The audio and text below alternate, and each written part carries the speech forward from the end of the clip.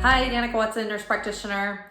I always bring things that come up into the clinic back here to y'all, do a video over it to try to educate. If I say it once in the clinic or if one person asks, I know other people are thinking it or wondering too. So I always like to do some education, and these videos seem to do very well with that. So with that being said, disclaimer, this is not medical advice, recommendations, or a diagnosis. It does not take the place of a well-child check or a sick visit. If you have any questions, please see your healthcare provider.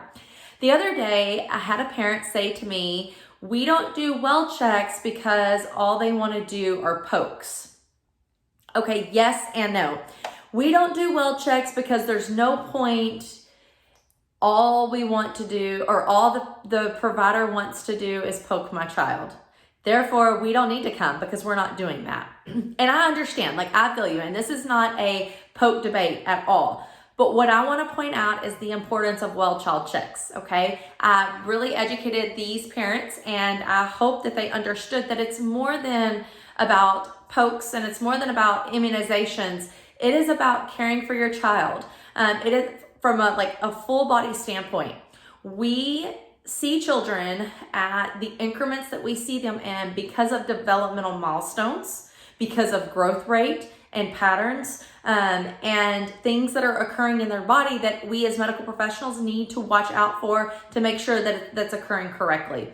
So we do have so many visits in the early stages of life as we're watching them grow, making sure they're gaining weight and they're not a failure to thrive baby, and then making sure they hit their milestones, that they don't need physical therapy, occupational therapy, or speech therapy, and that way they can thrive as a child and thrive as a teenager.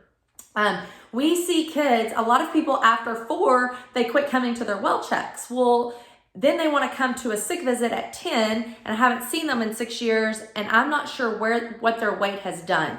It is very important for pediatricians to monitor your child's growth, their growth pattern, their illnesses, and things of that nature. If you don't regularly follow up with your child and something is going on, it can be harder to diagnose, harder to track, and can cause you a lot of investigation to be able to get to the bottom of something. Whereas if your child was followed on a regular basis and that baseline is there, then it's easy to pick out the things that are wrong.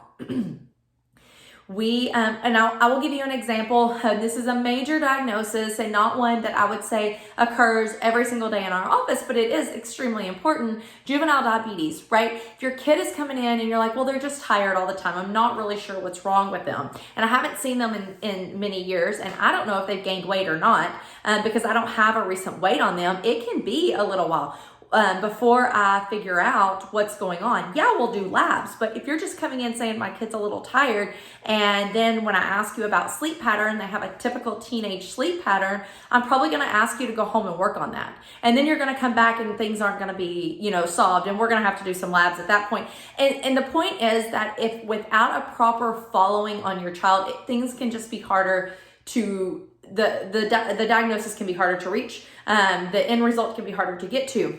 So we like to see your kids at the increments that are set, right? The 2, 4, 6, 12, 15, 18, 2, 3, 4, 5, 6, 7, and so on years old.